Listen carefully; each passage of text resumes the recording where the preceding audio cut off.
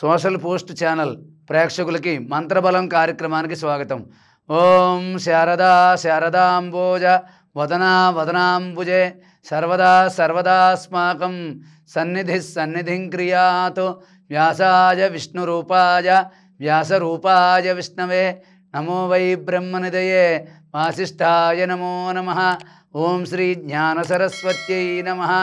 శ్రీ వ్యాసదేవాయ నమః. శ్రీ గురుభ్యో నమః. మరి ఈ రోజున మంత్రబలం కార్యక్రమంలో తొందరగా వివాహం జరగాలంటే, మంచి అమ్మాయితోటి వివాహం జరగాలన్నా, తొందరగా వివాహం జరగాలన్నా నేను చెప్పినటువంటి మంత్రాన్ని తప్పకుండా 41 రోజులు పఠించి, నేను చెప్పిన పరిహారాన్ని పాటించి, నేను చెప్పిన విధంగా చేస్తే మీకు తప్పకుండా తొందరలోనే వివాహం జరుగుతుంది. అది కూడా మీరు కోరుకున్న అమ్మాయితోటి, మంచి వధువుతోటి వివాహం జరుగుతుంది. వివాహం జరిగిన తర్వాత కూడా మీ యొక్క దాంపత్య జీవితం చాలా సంతోషంగా సాగుతుంది.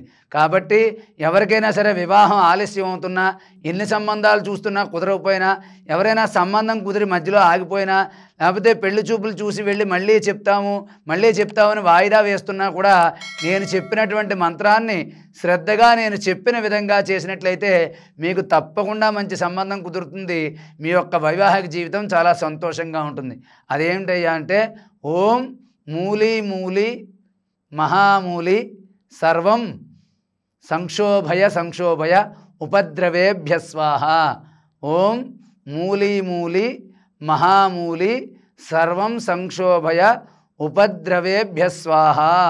ఈ యొక్క మంత్రాన్ని ప్రతిరోజు రాత్రిపూట 10 గంటల సమయంలో మీ ఇంటిలో తూర్పు దిక్కుగా కూర్చుని ఒక దీపాన్ని వెలిగించి మీ ఇష్టదైవాన్ని, కులదైవాన్ని కూడా స్మరించుకున్నట్లయితే, ఆ స్మరించుకుని తర్వాత ఈ యొక్క మంత్రాన్ని 41 రోజులు ప్రతిరోజు 108 సార్లు దీక్షగా చేస్తే గనక తప్పకుండా మీకు వివాహం తొందరలోనే జరుగుతుంది. ఆ జరిగిన వివాహం కూడా చాలా సంతోషంగా ఉంటుంది. వైవాహిక జీవితం అంతా కూడా మీరు చాలా సంబంధాలు చూసి అలసిపోయి, అదే చూసిన సంబంధం దగ్గర దాకా వచ్చి ఆగిపోవడం, ఇలాంటి వివాహ సంబంధమైన ఆటంకాలన్నీ కూడా తొలగిపోతాయి. కాబట్టి తొందరగా వివాహం కావాలి అనుకునేవారు, వివాహ ప్రయత్నాల్లో ఆటంకాలు ఉన్నవారు, అంటే దగ్గర దాకా వచ్చి మీ యొక్క ప్రయత్నాలు ఆగిపోతున్నవారు, మీరందరూ కూడా నేను చెప్పినటువంటి మంత్రాన్ని ప్రతిరోజు 41 రోజులు దీక్షగా చదివినట్లయితే, 108 సార్లు 41 రోజులు దీక్షగా చదివినట్లయితే మీ యొక్క కోరిక తప్పకుండా నెరవేరుతుంది.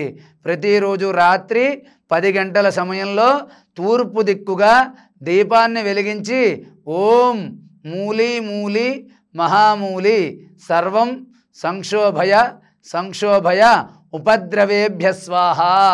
ఈ యొక్క మంత్రాన్ని శ్రద్ధగా పఠించండి. మీకు మంచి సంబంధం కుదిరి చాలా చక్కగా వివాహం జరుగుతుంది.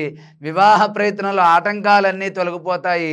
వివాహానికి సంబంధించినటువంటి మీ యొక్క విఘ్నాలన్నీ కూడా తొలగిపోయి మీ యొక్క పెళ్ళి అనేది విజయవంతంగా జరుగుతుంది. తప్పకుండా మీకు వివాహం జరుగుతుంది.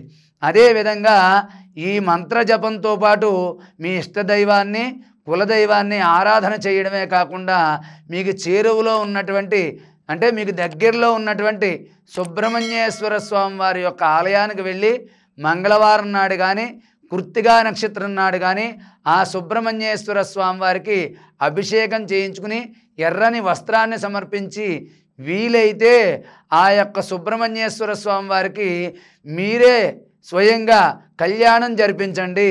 మీ యొక్క ధనాన్ని ఖర్చు పెట్టి ఆ స్వామివారి కళ్యాణ కార్యక్రమాన్ని జరిపించండి.